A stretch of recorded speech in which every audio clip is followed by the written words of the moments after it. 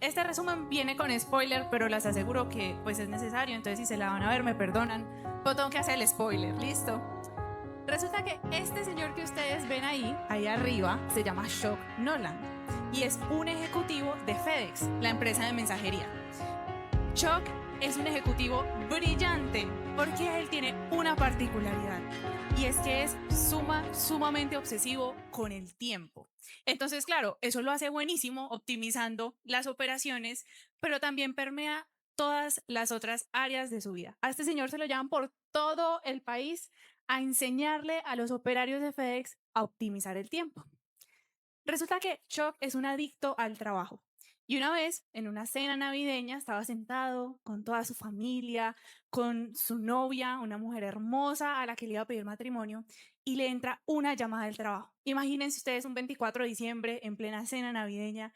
Y entonces él se ve ahí como en la encrucijada de si contestar o no contestar. Finalmente toma la llamada de trabajo y le dicen, mira, te necesitamos por allá, lejos, necesitamos que tomes un vuelo, tenemos algo para ti y te necesitamos acá.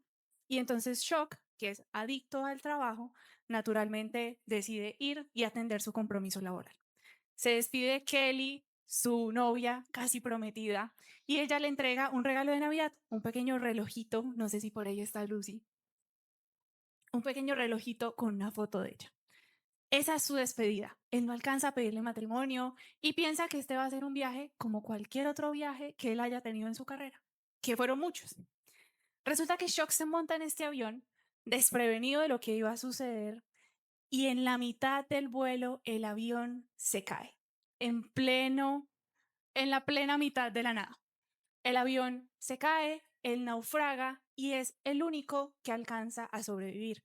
Este señor se despierta en una isla recóndita, no hay nadie alrededor, y cuando él abre el relojito, él ve que el reloj ha dejado de funcionar.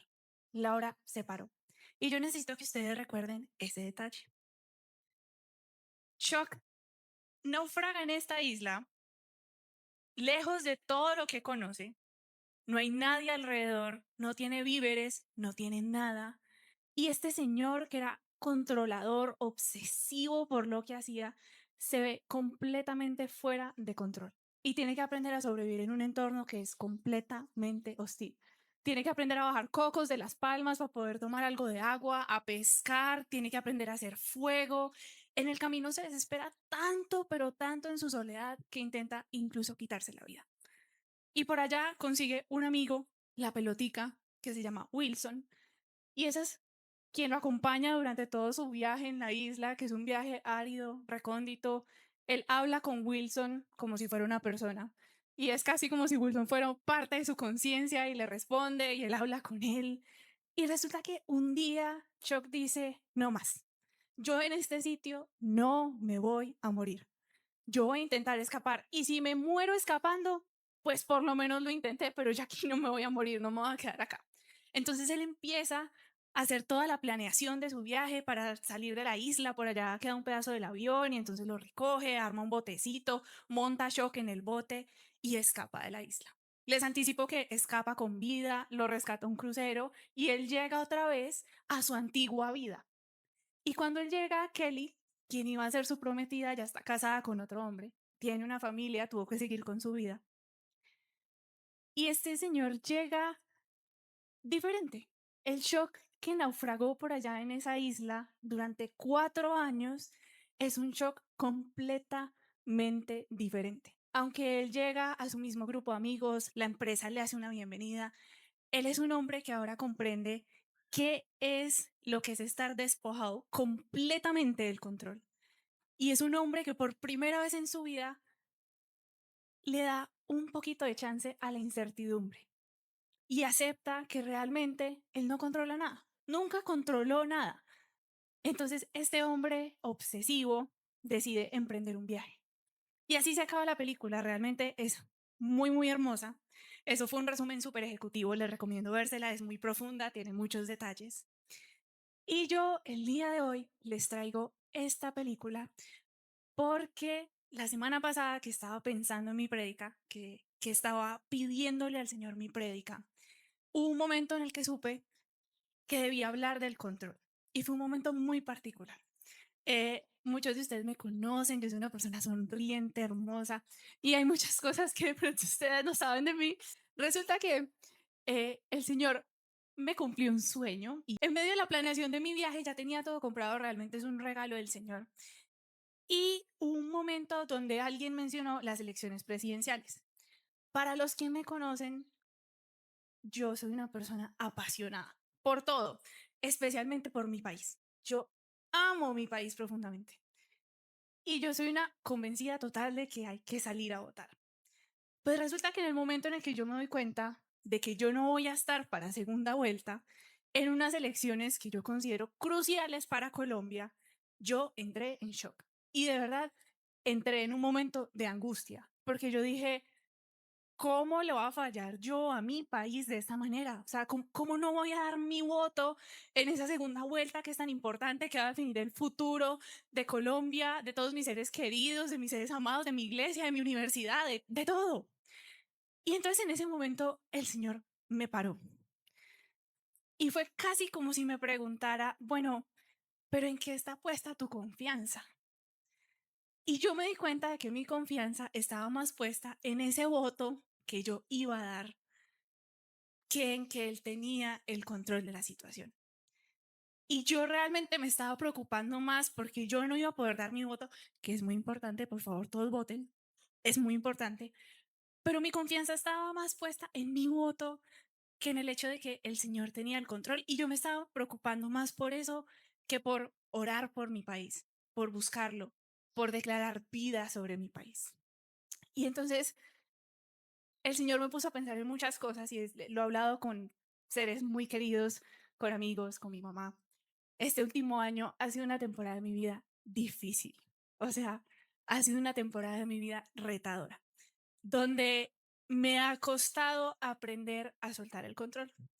Ha sido una temporada de mi vida en la que ustedes me ven aquí muy sonriente todos los sábados y sí, este es mi lugar seguro, pero en la que he atravesado la ansiedad y la depresión. Y por primera vez en mi vida he estado medicada contra la ansiedad y la depresión, una cosa que uno diría, yo, una persona alegre, motivada, positiva, y ha sido todo un camino en el que hay días buenos y hay días malos, y con el tratamiento mejoré y me sentí mejor, pero claro, luego vienen temporadas difíciles en las que uno dice, ¿yo qué hago aquí? ¿Y por qué estoy aquí? ¿Por qué caí como shock en medio de esta isla desierta donde no hay nada? Se fueron mis sueños por la borda, se fue lo que quería por la borda, tal vez incluso por lo que pensé que había trabajado en mi adolescencia, que realmente pues no es nada. Y entonces el Señor me mostró que desde la psicología la sensación de perder el control es algo que a los seres humanos nos afecta profundamente. Es tanto así que imagínense que hay estudios que demuestran que los seres humanos preferimos tener la certeza del dolor que contemplar la incertidumbre. Hicieron un estudio por allá en la Universidad College de London en el que seleccionaron dos grupos de personas y los pusieron a jugar videojuegos. Y un grupo tenía un 50% de probabilidad de, al estar jugando, recibir una descarga eléctrica. Y al otro grupo le dijeron, ustedes van a recibir una descarga eléctrica. Entonces, unos sabían que había un 50% de probabilidad, los otros sabían que les iba a pasar. Y adivinen qué, los niveles de cortisol eran significativamente más altos en el grupo que no sabía si le iba a tocar la descarga eléctrica o no. O sea, el cerebro ama tanto el control que prefiere la certeza del dolor que enfrentar la incertidumbre. Y hay otro dato que me sorprendió aún más. Resulta que en la psicología hay un término que se llama indefensión aprendida.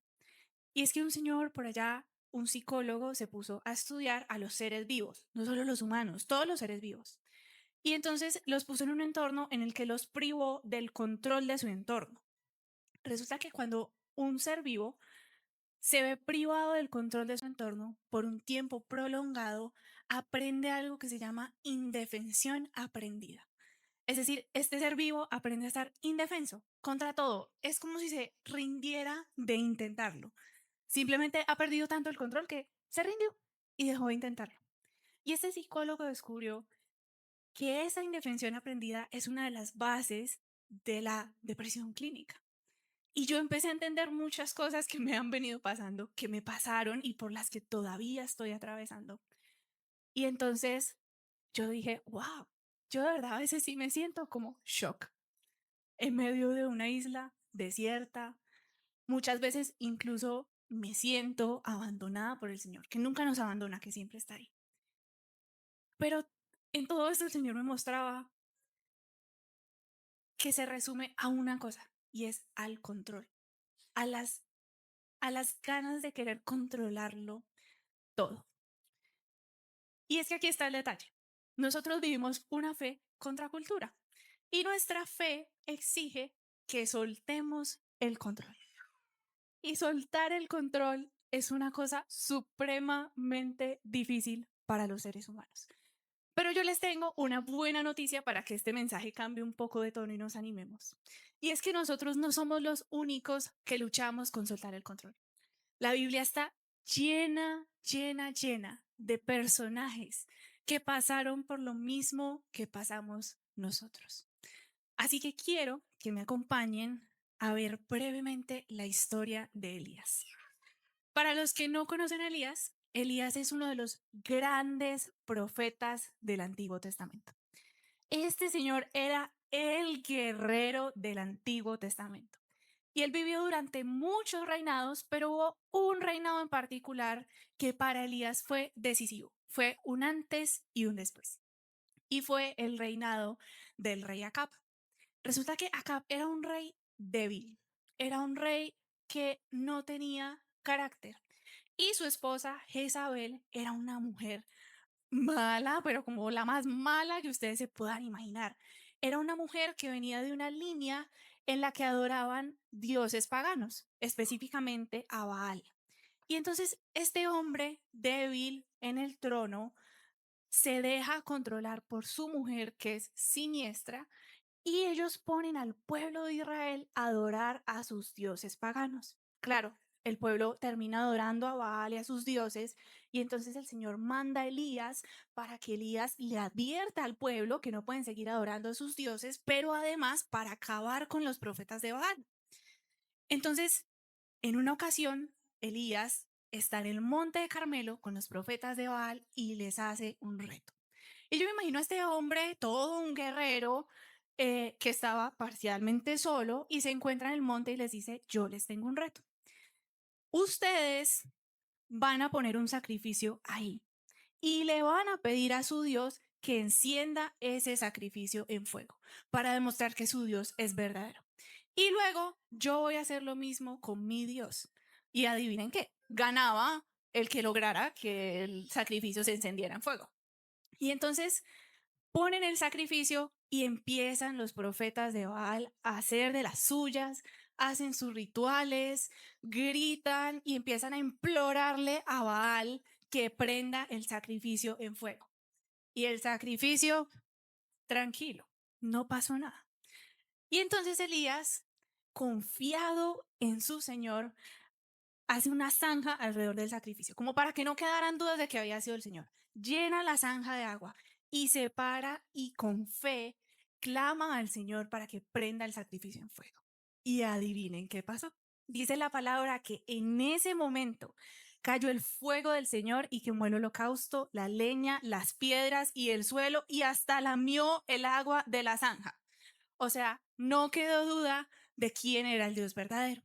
Y entonces Elías, ante esta gran demostración del Señor, mata a los profetas de Baal y eso es una victoria inmensa. Pero hay un detalle.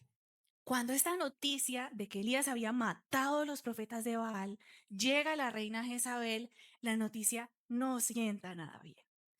Y entonces Jezabel se enfurece y manda a matar a Elías. Primera de Reyes 19, si me la puedes poner ahí, Lucy, porfis, para que vayamos leyendo, gracias. Dice que Acab contó a Jezabel todo lo que había hecho, todo lo que Elías había hecho y cómo había matado a todos los profetas a filo de espada. Entonces Jezabel envió un mensajero a Elías para decirle, Que los dioses me castiguen sin piedad si mañana a esta hora no te he quitado la vida como tú se la quitaste a ellos.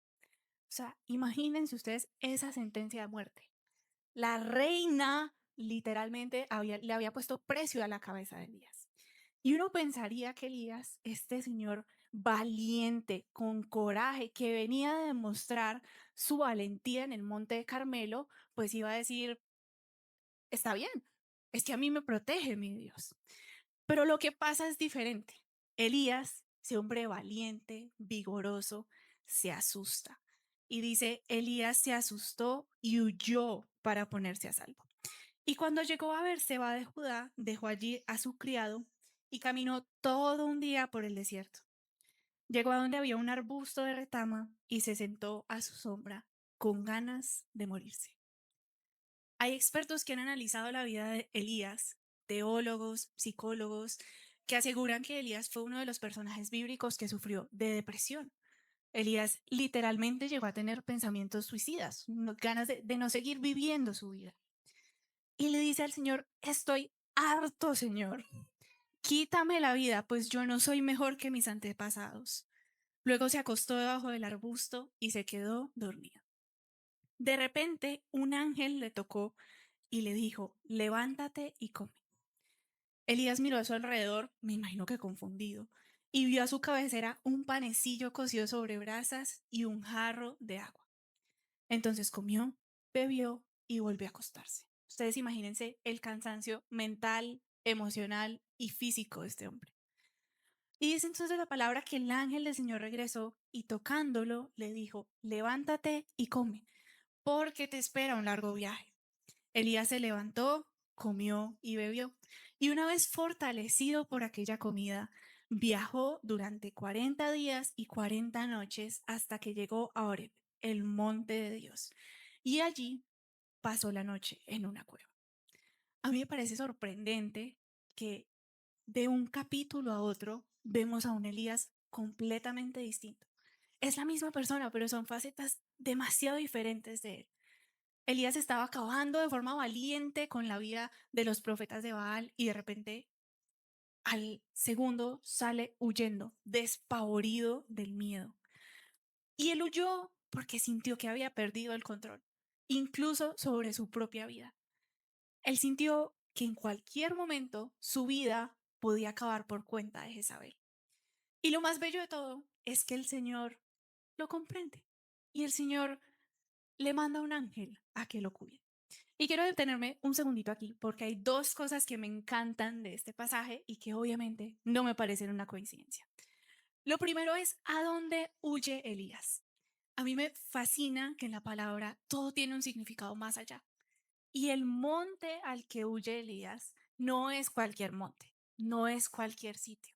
El monte de Horeb era el monte en el que el Señor había entregado a Moisés los 10 mandamientos y en el que el Señor le había dado al pueblo su identidad. Y me encanta porque es como si Elías volviera a donde él sabe que está seguro. Él está en el desierto, está cansado, pero es como si su inconsciente lo llevara al lugar donde él está seguro. Es el monte del Señor. Y lo segundo que me parece interesante y que quiero que guardemos ese detallito por ahí, es que Elías tuvo que caminar 40 días y 40 noches. Y la palabra no especifica qué pasó durante ese tiempo, pero quiero que guardemos ese detalle un segundo. Sigamos leyendo. Dice, el Señor se aparece a Elías. Más tarde, la palabra del Señor vino a él, a Elías, y le pregunta, ¿qué haces aquí, Elías? ¿Ustedes creen que el Señor no sabía, Elías, qué hacía ahí? Él sí sabía. Él le respondió, me consume mi amor por ti, Dios, Señor de los ejércitos. Los israelitas han rechazado tu pacto, han derribado tus altares y tus profetas los han matado a filo de espada. Yo soy el único que queda con vida y ahora quieren matarme a mí también. Escuchen la voz de angustia de Elías y de soledad. Elías pensó que estaba solo en el mundo, que ya no le quedaba nadie. Y entonces el Señor le dice, sal y preséntate ante mí en la montaña, porque estoy a punto de pasar por allí. Mientras estaba allí, el Señor pasó y vino un viento recio, tan violento que partió las montañas y destrozó las rocas, pero el Señor no estaba en el viento. Después del viento hubo un terremoto, pero el Señor tampoco estaba en el terremoto. Tras el terremoto vino un fuego, pero el Señor tampoco estaba en el fuego. Y después del fuego vino un suave murmullo. Hay otras versiones que dicen el susurro de una brisa apacible o un silbido apacible y delicado. Y cuando Elías lo oyó, el silbido apacible, se cubrió el rostro con el manto y saliendo se puso a la entrada de la cueva. Entonces oyó una voz que le dijo, ¿qué haces aquí, Elías? Esta partecita quiero que la lean en sus casas, en sus devocionales, es muy hermosa. Pero en ese momento se termina, el Señor habla con Elías, termina su conversación y Dios le entrega a Elías una nueva misión. Y me encanta este pasaje porque yo veo varias cosas. Primero, es Elías después de que ha sido fortalecido, después de que el Señor lo ha alimentado y lo ha permitido descansar, quien debe buscar al Señor, quien debe ir al monte a encontrarse con el Señor. Pero cuando Elías llega allá, uno pensaría que el Señor, como es normal en su palabra, se manifiesta de una forma poderosa, estruendosa, pero el Señor no se encuentra ni en el viento, ni en el terremoto, ni en el fuego. El Señor se encuentra en el silbido. Porque es que ni el viento, ni el terremoto, ni el fuego era lo que Elías necesitaba en ese momento. Elías ya conocía esa revelación del Dios poderoso, del Señor Rey de los ejércitos, él ya lo había visto, pero ahora Elías necesitaba una revelación de su Dios apacible, suave, tierno, que lo cuidara con ternura. Y entonces Elías le expresa su amor, pero Elías también es vulnerable y le expresa su miedo y su soledad y le dice, estoy solo, me van a matar. Y me encanta lo que hace el Señor porque el Señor le da instrucciones. Y el Señor le dice, tengo esto para ti, prepárate, ve a este lugar, unge a esta persona. Y es que esas instrucciones que el Señor le estaba dando a Elías, eran una forma de decirle, yo sé que te sientes morir y sé que estás solo, pero yo no he acabado contigo. Yo todavía tengo un plan contigo. Tu vida no se ha acabado porque yo no lo decido así. Yo tengo un propósito contigo. Y el Señor le hace saber a Elías, además, que no está solo y que además de él quedaban otros 7,000 israelitas que tampoco se habían arrodillado ante Baal. Y yo me imagino que Elías sale de ahí renovado, sabiendo que tiene un propósito y que no está solo y que su Dios lo entendió en su momento de mayor vulnerabilidad. Y lo más hermoso es que incluso Jesús, siendo el Hijo de Dios, pasó por momentos similares. Así como nosotros, así como Elías, Jesús pasó por momentos muy difíciles en los que se sintió solo, incluso en los que se sintió abandonado. Y yo les quiero traer a dos de estos momentos que me parecen hermosos. Y el primero es cuando Jesús empieza su ministerio, antes de empezar su ministerio. Cuando Jesús es bautizado por Juan el Bautista, todos conocemos la escena en la que es llevado al desierto a ser tentado por el diablo, antes de que les sea entregado su ministerio. Y dice en Mateo 4 que el Espíritu llevó a Jesús al desierto para ser tentado con el diablo. Y después de ayunar 40 días y 40 noches, el mismo tiempo que Elías viajó a Oreb, tuvo hambre, se sintió débil. Entonces el diablo lo tienta y ya sabemos qué pasa. Jesús responde con la palabra del Señor y el diablo no tiene otra que huir. Y dice al final de este pasaje, entonces el diablo lo dejó y sus ángeles acudieron a servirle. El Señor mismo viene a cuidar a Jesús después de su momento de angustia. Y aquí hay varias cosas que me sorprenden y me encanta porque yo veo los paralelismos en la Biblia y como algunas historias como la de Elías seguramente eran una imagen de lo que estaba por venir, porque Jesús ayunó en el desierto por 40 días y 40 noches. Jesús sintió hambre, se sintió débil cuando el diablo vino a tentarlo. Jesús resistió la tentación y los ángeles del Señor vinieron a cuidarlo. Pero lo más hermoso, después de esto, Dios le entregó a Jesús su ministerio. Antes de esto, Jesús no había hecho milagros. Era un hombre que había crecido y instruido en la palabra de Dios, que había sido bautizado, pero su ministerio se lo entrega después de este momento tan difícil, como diciéndole también, no he acabado contigo, apenas estoy empezando. Y al final de su ministerio hay otro momento de mucho dolor en la vida de Jesús, de mucho, pero mucho dolor. Y este para mí es el punto más interesante de toda la historia. En Lucas 22, Jesús se retira a orar al Monte de los Olivos. Jesús sabe que su tiempo ya está cerca y que pronto va a ser su hora de entregar su vida por nosotros. Pero como Jesús era completamente humano y completamente Dios, pues yo me imagino que su corazón estaba angustiado, como tal vez ninguno de nosotros tal vez podría experimentarlo. Y Lucas 22:39 dice, Jesús salió de la ciudad y como de costumbre se dirigió al monte de los olivos y los discípulos lo siguieron. Y cuando llegaron al lugar les dijo, oren para que no caigan en tentación. Marcos 14 describe esta misma escena y dice que Jesús les dijo, es tal la angustia que me invade que me siento morir. El mismo Señor. Entonces se separó de ellos a una buena distancia, se arrodilló y empezó a orar. Padre, si quieres, no me hagas beber de este trago amargo, pero no se cumpla mi voluntad, sino la tuya. Entonces se apareció un ángel del cielo para fortalecerlo. Pero como estaba angustiado, se puso a orar con más fervor y su sudor eran como gotas de sangre que caían a la tierra. ¿Alguno notó la palabra clave en este pasaje? El pero.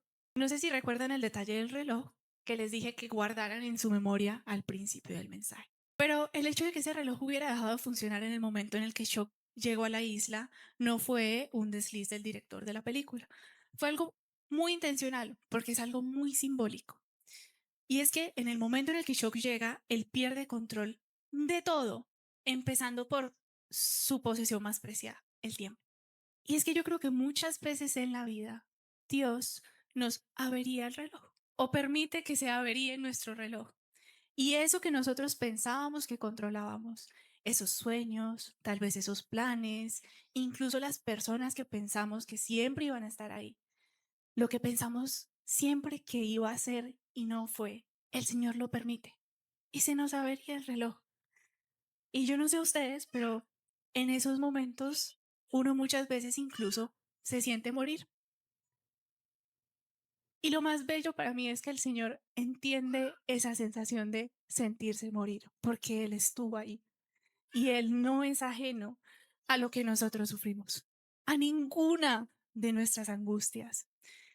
Y en esos momentos yo creo que el Señor espera que nosotros podamos, como Elías, descansar en Él, que nosotros podamos soltar el control de nuestro reloj y seguir haciendo lo que nos corresponde, buscarlo, anhelarlo, descansar en su providencia.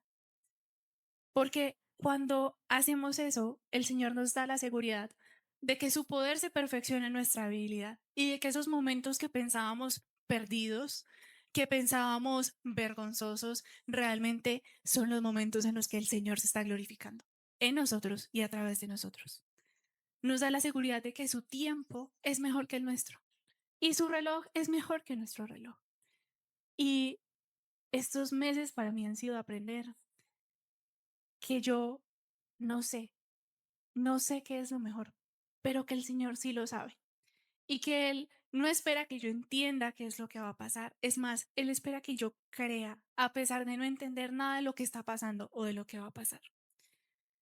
Y además el Señor nos da una promesa hermosa y es que sus planes son más altos que los nuestros, así no los entendamos. Sus pensamientos para nosotros son más altos que los nuestros, así no los entendamos. Entonces hoy no sé cuál sea el reloj de cada uno de nosotros. Y no sé qué sea lo que cada uno de nosotros está pasando, haya pasado.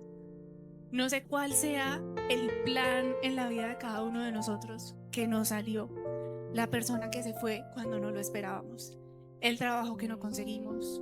la enfermedad de pronto que vino en un momento en la que no la esperábamos, la quiebra financiera. Cualquiera de las cosas que haya venido al tener el reloj en nuestras vidas no se ha salido del plan de Dios, no se ha salido de su cuidado. Y hoy, iglesia, mi invitación simplemente es a que si alguno de ustedes está huyendo como Elías, como lo he estado yo muchas veces, si alguno de ustedes se siente asustado, si siente que está solo o sola, si siente que no puede más, si se siente morir, recuerde que no está solo, porque antes que cualquier otra persona, el Señor que cuidó de Elías, el Señor que cuidó de Jesús, está con cada uno de ustedes. Que Dios entiende por lo que han vivido o por lo que están viviendo, y que siempre que corran a buscarlo, van a encontrar en Él el sosiego, el refugio que cada uno de ustedes necesita. Así que hoy mi invitación es a que dejen que el Señor rompa su reloj y a que confíen en Él y descansen en Él y sigan caminando como el Señor espera de nosotros, confiados en que Él siempre tiene un plan.